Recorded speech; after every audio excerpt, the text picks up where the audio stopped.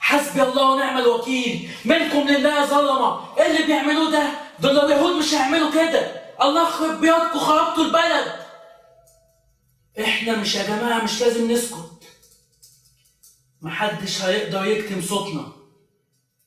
لازم كلنا نرجع واحد او اتنين او تلاتة، المهم نرجع. احنا مين اصلا؟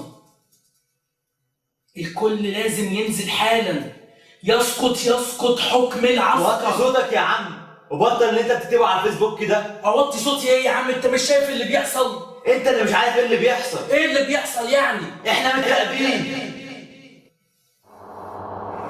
متراقبين؟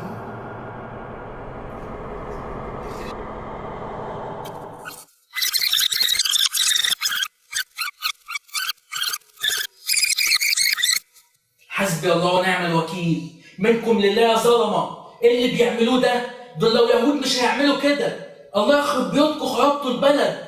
بتقتلوا نفسكم عشان تلبسوها في الشرطه، وبعدين في حد يحط اكياس دم كده تحت الهدوم. تتغسل ازاي دلوقتي الهدوم دي؟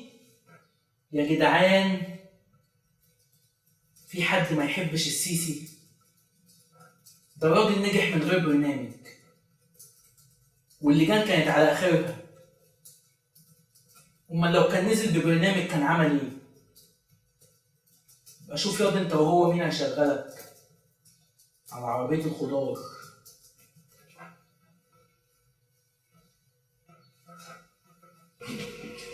ورسالة بقى لأوباما. Listen your Obama. CCS CCS. Morsi no Morsi no. CCS CCS. Morsi no Morsi no. And I love you Sisi. We love you Sisi.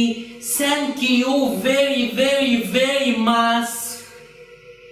سيسي نو سيسي نو، يسقط حكم العسكر. سيسي نو سيسي نو، يسقط حكم العسكر. سيسي نو سيسي نو، يسقط حكم العسكر. سيسي نو سيسي نو، يسقط حكم العسكر.